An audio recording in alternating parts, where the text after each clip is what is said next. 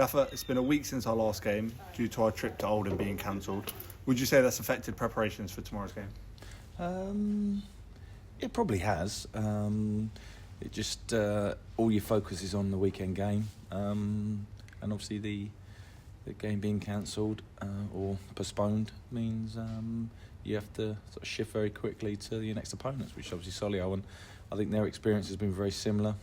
Although I think they got down to the ground, so I think it'd have been quite disruptive for them, and you know it happens in this more so I suppose in this league than any other. But you've got to be mobile and effective and quick to change direction. So yeah, we're both in similar positions I think going into this. Yeah, we had a really positive performance against Oldham, and it's 2 league games in a row that we've earned a point off title challenging sides. There's got to be a big positive for you and the team. Yeah, you know, we're in a good place. I think that you know, we're 2 home games, you know, which is important to pick points up against you know, the strong opposition, and you know, maybe could have had a win in amongst those 2, but wasn't to be. And then we go to Solihull, obviously above us, and there's a bit of a points gap between us and them, which you know we're looking to close the gap, and I'm sure they're looking to extend the gap. So they're a tough side, good side. They've got history in the league now. They had a successful season last year, didn't quite get over the line. Obviously got to Wembley and on 2 occasions. So it's a tough test, and again, we'll learn a little bit more about ourselves come Tuesday night. Richard Brindley has been going for a bit of a hot patch on the attacking end. He's got a direct goal contribution in each of our last 4 games. Having a player that plays in that sort of position where you don't expect goals, but he's contributing in that field, can only be a plus. Yeah, no, Richard's he's been fantastic for us. He's got quality beyond the level, and he's showing that on a regular occurrence. He's a professional guy.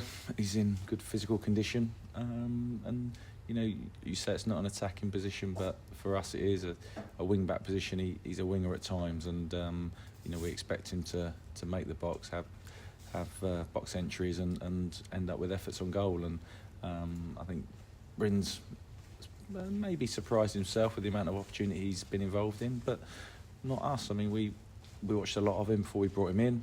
Good conversations. He's a guy that leads by example on and off the pitch, and you know, we're fortunate to have him with us in our squad. And when he's performing to the levels he is, he could play in any team in the league and probably the league above. Yeah, we've got a couple of appearance milestones coming up. Lee Hodson's approaching 50 and Chris Maguire 75 for Eastleigh. They're 2 experienced players. How much does it help to have players who carry that experience in the squad? Yeah, I mean, I'm big on experience. I'm big on experienced players passing their knowledge and their understanding of their game to our younger pros, and obviously Mags and Hods are 2 of those, and you know, for each of those to get to sort of that level of appearances for the club is great, and you know, long may that continue. The more appearances, the more experience we've got in the squad. Yeah, just touch on a little bit of squad news. Following his debut against Basford, Liam Webber's gone out on loan to Horndean. What kind of experience will he gain from that? Well, hopefully a positive one. I mean, Liam's been a guy that's been with us since pre-season. He's taken on board everything we've tried to coach and develop, and I think it's difficult when you're a young player. You're trying to carve a career for yourself, and you're looking for opportunities, and we haven't been able to give him enough opportunities. And a loan was the right decision, and been sort of waiting for the phone to ring, if you like, on him for a couple of weeks since we made him available for a loan. So for him to get out, and unfortunately, you know, their game was called off at the weekend as well, so he hasn't been able to gain any experiences yet, but all experiences is a positive experience. Yeah, on the topic of loanees, Alex Steppian Ilwemeni has returned to Derby County.